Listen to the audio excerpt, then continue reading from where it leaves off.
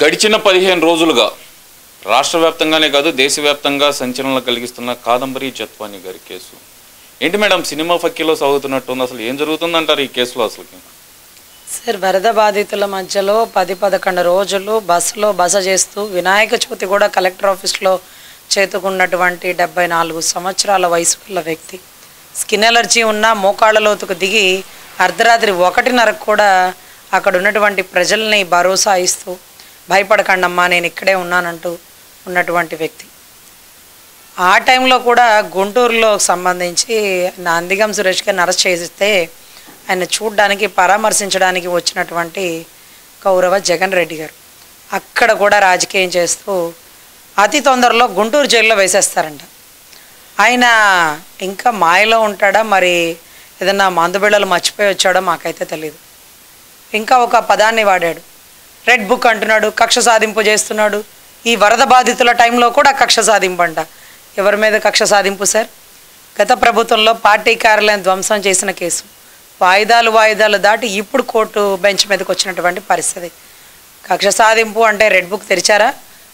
అగ్రిగోల్డ్ భూములు కాజేయమని, వాటిని CID gate కాపలాగాసిన భూములతో దొంగ రిజిస్ట్రేషన్ చేయమని జోగి రాజీవ్ గారికి మేము చెప్పామా? చంద్రబాబు గారు ఇంటి మీదకి రమ్మని జోగికి ఇంకొక జోకి పెద్ద జోకి మేము చెప్పామా? జోగి రాసుకుంటే బూడిద వచ్చినట్టుగా ఇప్పుడు అదే వచ్చింది. ఇకపోతే నందిగాం సురేష్ గారు అంటే పార్టీ కార్యాలయం ధ్వంసం చేసిన విషయంలో వాళ్ళ రామకృష్ణారెడ్డి గారు, లేళ్ళ అప్పిరెడ్డి గారు, గౌరవ ఇంకెవరో ఒకళ్ళు కొద్దిగా మిస్ అయినట్టున్నారండి.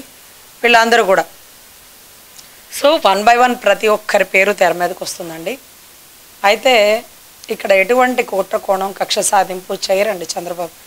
కోరి శత్రుత్వాన్ని కొని తెచ్చుకోరు, అభివృద్ధి పదంలో ముందుకు వెళ్ళిపోతారు. ఎవరిని విమర్శించరు, ఎవరిని సమర్థించరు. దానివల్లే గతంలో ఎలక్షన్స్లో ఓడిపోవడం జరిగిందండి. ప్రజాస్వామ్యంలో ప్రతి ఒక్కడికి స్వేచ్ఛ ఇచ్చినట్టుగా పాదయాత్రకి పర్మిషన్ ఇచ్చేశారు. 33,000 ఎకరాలు ఏ రాష్ట్రంలో ఒక సీఎంని నమ్మి ఏ ప్రజలు ఇవ్వని పరిస్థితి. కానీ గత ప్రభుత్వంలో ఈ ప్రభుత్వానికి ముందు ప్రభుత్వం ఆ టైంలో ఒక వ్యక్తిని నమ్మి 33,000 ఎకరాల భూములు ఇచ్చినటువంటి ప్రజలు ఇవన్నీ కూడా ఆయన చూపించారండి ప్రజల్లో. ఆయన పని ఆయన చేసుకుంటూ వెళ్ళిపోతుంటారు. ఆ టైంలోనే త్వరితగతిన సెక్రటేరియట్, హైకోర్టు భవనాలు, పెద్ద పెద్ద కంపెనీలకు సంబంధించి ఎన్ని బిల్డింగ్లు పూర్తయినాయి అంటే గ్రాఫిక్స్ అంటాడు, కళ్ళు కనబడని కబూది. సో ఇటువంటి పరిస్థితుల్లో జరుగుతున్న మూమెంట్లో కక్ష సాధింపు ఇది కాకూడదు అనే ఒకే ఒక గ్రౌండ్స్తో కాదంబరి జత్వానీ గారు స్టేట్మెంట్ ఇచ్చినప్పటికీ ఐపీఎస్ ఆఫీసర్ల మీద చర్య తీసుకోలేదు సార్. పూర్తి ఇంట్రాగేషన్ చేసి డీజీపీ ద్వారకా తిరుమలరావు గారికి ఇన్స్ట్రక్షన్స్ పాస్ చేసి ఆయన విలువైన విషయాలను వెలుగులోకి తీసుకొచ్చిన తర్వాత మాత్రమే ఐపీఎస్ని అరెస్ట్ చేయడం జరిగింది. ఇలా ఎందుకు లేట్ అయిందంటూ రాష్ట్ర ప్రజలు చంద్రబాబు గారిని విమర్శిస్తుంటారు. మా అందరికీ ఉడుకు రక్తం కదండి, వెంటనే చేసేయాలా, యుద్ధం అనేవాళ్ళు. యుద్ధం కాదమ్మా, ఓర్పు మీద వచ్చినటువంటి నేర్పు ఎక్కువ కాలం ఉంటుంది. ఇలాగే మురిగేటటువంటి వైసీపీ వారు ప్రతిపక్షంలో కొందరు what ever it may be కక్ష సాధింపు ఇది కాదారు ఆధారాలతో అరెస్ట్ చేస్తున్నామని ఒకే ఒక్క ఆధారం కోసం ఎన్ని రోజులు వేచి చూసి ఇబ్రాహీంపట్నంలో కంప్లైంట్ పుటప్ చేసి ఆ గ్రౌండ్స్ మీద వీళ్ళని సస్పెండ్ చేయడం జరిగింది. ఇక్కడ ఒక విషయం మేడం, వరదలతో రాష్ట్రం అతలాకుతలం అవుతుంటే అవేమి పట్టకుండా వైసీపీ నాయకులు మాట్లాడుతుంది ఏంటంటే కనుక నటి కాదంబరి జత్వానీ కేసులో వైసీపీ అధికారులు కానీ ఇప్పుడున్న అధికారులు కానీ రాజకీయ నాయకులు కానీ తరిస్తున్నారు అంటూ ఒక సాక్షి మీడియాలో డైరెక్ట్గా వేస్తున్నారు. ఆమె సేవలో తరిస్తున్నారంట వీళ్ళందరూ. అసలు ఏదైతే వరద బాధితులను పట్టించుకోవట్లేదంట. ఓన్లీ ఇప్పుడు ఏదైతే ఐపీఎస్లను సస్పెండ్ చేయడానికి ప్రధాన కారణం వచ్చేతలకి చంద్రబాబు నాయుడు గారిని కేసుల్లో వీళ్ళు కార్నర్ చేయటమే ప్రధాన కారణంగా ఉండి వీళ్ళని సస్పెండ్ చేయడం, రెడ్ బుక్ కారణంగానే వీళ్ళని సస్పెండ్ చేశారని చెప్పి వైసీపీ నాయకులు చెప్తున్నారు. వీటిల్లో వాస్తవం ఏముందనుకోవచ్చు అంటారు? ఇలా మొరుగుతారనే ముందుగానే తెలిసి వెంటనే ఆ అమ్మాయిని రాష్ట్రానికి తీసుకొచ్చాక కూడా వారెవ్వరిని అరెస్ట్ చేయలేదండి.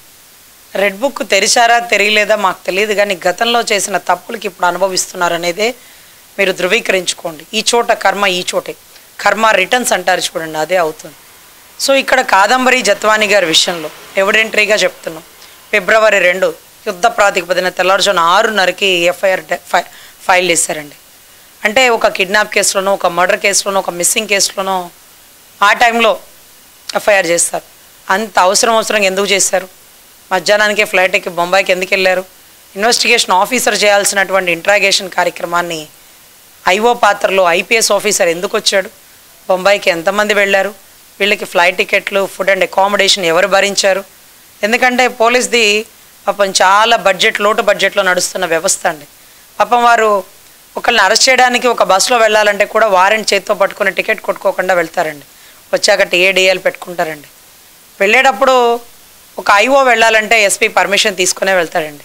కానీ ఒక ఐపీఎస్ బయటికి వెళ్ళాలంటే హోమ్ మినిస్టర్ పర్మిషన్ తీసుకోడా అండి? డీజీపీ రాజేంద్రనాథ్ రెడ్డి గారి పాత్ర లేకుండా ఇదంతా జరిగిందండి.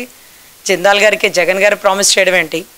జగన్ గారు జిందాల్ గారు అలా ఉంటే జత్వాని గారు ఇరుక్కుపోవడం ఏంటి? వీటి అన్నిటికంటే మించి కడపలో ఒక శంకుస్థాపన చేసినప్పుడు జగన్ గారు ఇచ్చిన స్టేట్మెంట్, జిందాల్ గారు if any time single call రాష్ట్రం మొత్తం మీ వెనకాల నిలబడుతుందని. మాకేం అవసరం నిలబడడానికి? ఆయన ఏమైనా 100 కంపెనీలు పెట్టాడా? మా రాష్ట్ర భవిష్యత్తుని డెవలప్ చేయడానికి ఆయన వెనకాల మేము నిలబడడానికి. నీకు అవసరమైతే నువ్వు నిలబడతానని చెప్పు, నీ పులివెందుల ఆస్తులు అమ్మి చేస్తానని చెప్పు. అంతేకాని నీ అవసరాల కోసం, నీ వ్యక్తిగత సౌకర్యాల కోసం, నీ ప్రలోభాల కోసం ఐపీఎస్ ఆఫీసర్ని బలి చేశారా అంటే ఎవరు బలవమన్నారు? రాష్ట్రంలో ఎంతోమంది టాప్ మోస్ట్ ఐపీఎస్ ఆఫీసర్లు ఉన్నారు తెలుసా అండి? గుంటూరుని అద్భుతంగా రూలింగ్ చేసిన అప్పలనాయుడు గారు ఉన్నారు తెలుసా అండి? హర్షవర్ధన్ రాజు గారు, విక్రాంత్ పటేల్ గారు, విజయరావు గారు, ఎవరు అక్కడక్కడికి కొంతమంది ఎలిగేషన్స్లో ఉన్నప్పటికీ చాలా గొప్పగా పరిపాలన చేశారు. మరి వారెవ్వరిని వాడకుండా మిమ్మల్ని ఎందుకు వాడారు? మీ ట్రాక్ రికార్డు ఉందా? మీరు అలాంటి వారేనా? అలాంటి వారైతేనే అలాంటి పనులకు వాడతారేమో కదా. సీతారామంజనమ్మల్ గారి మీద ఎన్ని ఎలిగేషన్స్ ఉన్నాయి. ఇకపోతే మన క్రాంతిరాణి టాటా గారు గులకరాయిని గురి చూసి కొట్టారంటూ ఒడ్డరి కమ్యూనిటీ వాళ్ళు మట్టి పుసుకునే వాళ్ళ మీద అటెంప్ట్ మర్డర్ సెక్షన్లు పెట్టారు. అర్ధరాత్రులు స్టేషన్లు అన్నీ తిప్పించి తెల్లారుజామున వాళ్ళతో ఒప్పించారు. అతి కిరాతకంగా వాళ్ళని కొట్టి తిట్టి హింస పెట్టారు. సార్, మీరు రాజకీయ నాయకుల్ని సంతోష పెట్టడం కోసం క్లబ్ డాన్సర్లలాగా ఈ పని చేయడం ఏంటి సార్? చాలా దారుణం అండి. ఇప్పుడు కూడా మహిళా కమిషన్ చైర్పర్సన్ గజ్జల కనక మహాలక్ష్మి లాగా ఎవరో కావాలి ఉన్నారు కదా, గజ్జల లక్ష్మి సంథింగ్, ఆవిడ చెప్తారండి ఇది బొంబాయి రాష్ట్రానికి సంబంధించింది అంటే మహారాష్ట్రకి సంబంధించిందట. అయినా ఆవిడ మీద చాలా ఎలిగేషన్స్ ఉన్నాయి కదా అని తోసిపుచ్చుతున్న పరిస్థితి. అమ్మా, సుప్రీంకోర్టు ఒక అద్భుతమైన చట్టం ఇచ్చింది, ఏ హోటల్కైనా వెళ్ళొచ్చు. నువ్వెవర్రా బండారు అడగడానికన్నా మీ రోజారెడ్డి గారికి మించిన చట్టాలు ఎవరికీ లేవు తల్లి. ఆవిడ మీద ఎలిగేషన్స్ ఉన్నాయని మీరు మాట్లాడుతున్నారు. ఎలిగేషన్స్ ఉంటే ఎఫ్ఐఆర్ చూపించాలని ఆ అమ్మాయి అడుగుతుంది. చెప్పండి సమాధానం. అయినా బాధ అని నీ రాష్ట్రంలో ఇది మన రాష్ట్ర అధికారుల వల్ల ఇబ్బంది పడినటువంటి జత్వానికి మన రాష్ట్ర మహిళా కమిషన్ సాయం చేయకూడదా అండి? జనగణమన పాడే అధికారం ఉందా ఆ మహిళా కమిషన్ చైర్పర్సన్కి? ఎందుకంటే పంజాబ్, సింధు, గుజరాత్, మరాఠా అంటూ దాంట్లో ఒక పదం ఉంటుందండి. అన్ని రాష్ట్రాల కలయిక దేశ పురోగతి. ఏ రాష్ట్రం సమస్య వచ్చినా రాజ్యాంగం మీకు ఉపయోగపడుతుంది అన్నటువంటి పరిస్థితిలో మహారాష్ట్రకు సంబంధించిన కేసు నేను చూడనంటుంది. అమ్మా, కొండపల్లికి సంబంధించి గెస్ట్ హౌస్లో పెట్టి అతి కిరాతకంగా ఏం చేశారో ఏం చేయకూడదో చెప్పుకోలేని పరిస్థితుల్లో ఆ తల్లి ఉంది. అన్యాయంగా అరెస్ట్ చేశారు డీకే బస్సు గైడ్లైన్స్ ఫాలో అవ్వకుండా. ఆధారాలు లేకుండా ఆరోపించారు అమ్మాయిని. సెక్షన్ 211 అని ఐపీఎస్లో ఉండేదండి, ఐపీసీలో ఇండియన్ పీనల్ కోడ్ బ్రిటిష్ వారి టైంలో విడుదల చేసిన చట్టం కూడా రాష్ట్రాన్ని గొప్పగా కాపాడిందని చెప్పాలి. కానీ వైసీపీ చట్టాలు మాత్రం రాష్ట్రాన్ని కుంగలో తొక్కుతున్నాయి. సెక్షన్ 211 అన్యాయంగా ఒక బిడ్డని అక్రమంగా అరెస్ట్ చేస్తే ఆ పోలీసుల మీద తిరగదిప్పి కేసులు కట్టచ్చు అంటూ నాంది సినిమాలో గొప్పగా ఒక మెసేజ్ పాస్ చేశారండి. అంటే పెద్ద పెద్ద హీరోలు ఉంటేనే సినిమాలు చూస్తారు కానీ మెసేజ్ ఉంటే చూడరేమో. చాలామందికి బహుశా తెలియకపోవచ్చు, కానీ చాలామంది చూసి ఉండొచ్చు. ఇది భారతీయ న్యాయ సంహిత బిఎన్ఎస్ చట్టం ప్రకారం కూడా సెక్షన్ 248 అంటూ వచ్చిందండి. సో ఆధారాలు లేకుండా ఆరోపణలు చేస్తూ అన్యాయంగా తనని 45 రోజులు జైల్లో వేసినటువంటి పోలీసులకి తిరిగి శిక్ష పడుతుందండి. ఆ పోలీసులు ఎవరు చెప్తే చేశారో వాళ్ళకి పడుతుందండి. పాపం హోమ్ మినిస్టర్ డమ్మీ కదా, ఆవిడకేం అవసరం? సజ్జల బాబాయ్ చెప్పారా? సజ్జల బాబాయ్కి ఎవరు ఇన్స్ట్రక్షన్స్ ఇచ్చారు? అందరూ తెర మీదకి వస్తారండి, ఎవ్వరూ తప్పించుకోలేరు. ఇది కక్ష సాధింపు కాదు.